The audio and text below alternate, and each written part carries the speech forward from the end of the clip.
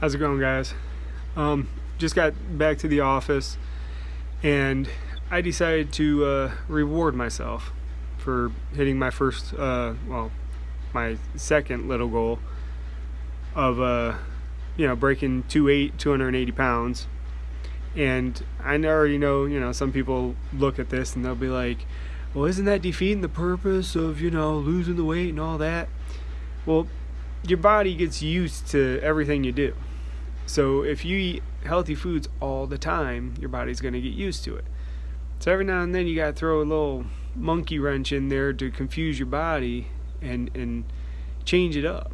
And that's how you get more progress, is by, like, you eat healthy and eat healthy and eat healthy, and after a while just eat something not so healthy. You don't have to gorge on it. You don't have to, overdo it or do it for days at a time. Just one thing, and it confuses your body, so your body starts changing up how it does things. Then you go back to healthy and your body gets confused again. It's just the way it works. So what I decided to do was I went ahead and got myself just a little personal pizza. Just, I wanted to just get a slice, but the first pizza place wasn't even open. The second one didn't sell by the slice. So I got a little personal pizza. So, of course, I don't know if this will end up backwards to you guys or not, but just went to Manhattan Pizza in Ashburn. And I like sausage. I like mushrooms. I'll probably go get my crushed red chili pepper to toss on there too, to get a little spice to it. But, like I said, it's not a big pizza. It's just a little tiny personal one. And I'll eat that, and then later today for dinner I'll have my my vegetables and chicken for my protein, and be right back on my diet. And I'll eat this, and probably within a couple hours I'll be hungry again, but I'll hold out until 5 or 6 o'clock before I have my dinner. And that's all it takes. Like I said, just you don't gorge yourself on it. You can have some ice cream. Just don't get a whole gallon of ice cream and down it, and don't sit there and eat ice cream for a week straight. A little common sense goes a long ways on this stuff. But yeah, like I said, my weight was at 279.5. Like I said, broke my goal of 280.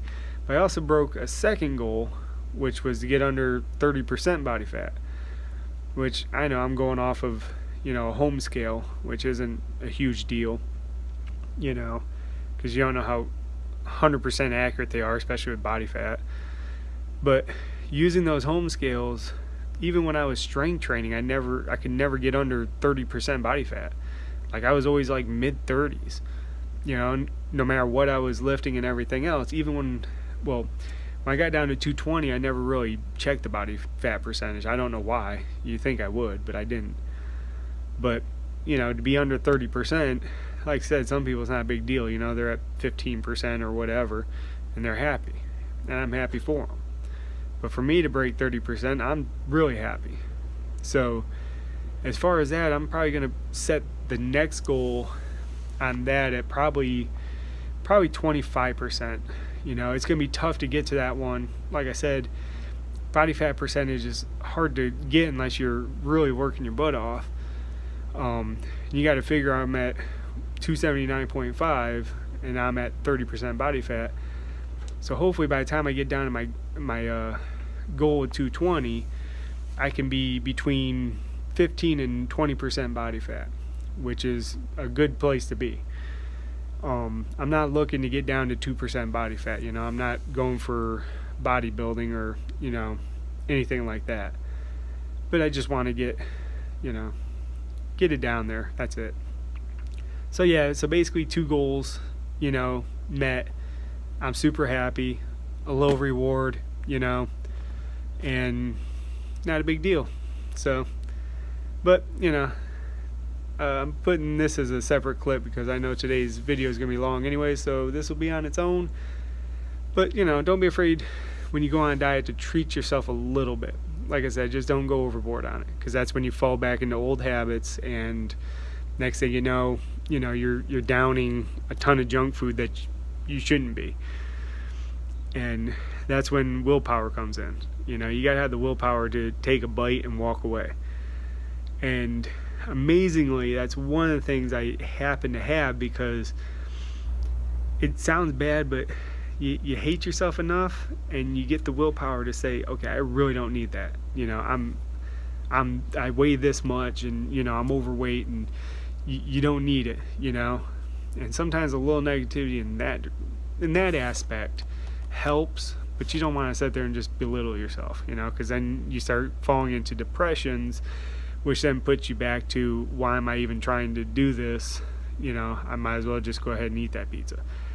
And I ain't gonna lie, in November, which was 3 months ago, I was out with head surgery, out, not able to do anything, and that's where I was.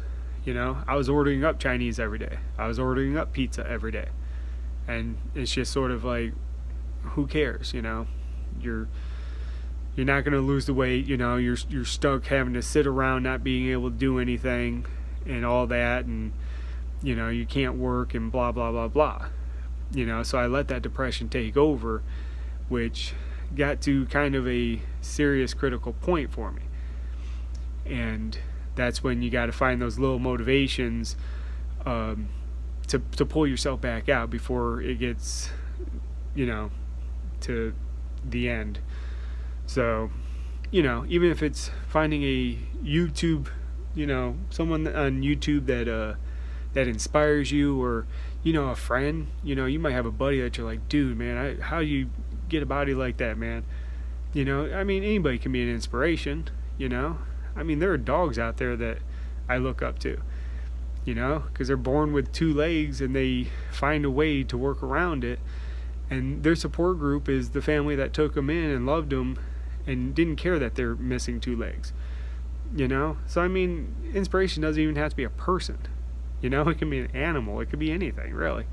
Whatever inspires you. So, but I just wanted to show you, why I'm happy and why I'm treating myself, and let you know that it's not a bad thing to treat yourself every now and then. Just don't overdo it. So I will talk to you later. Have a good one.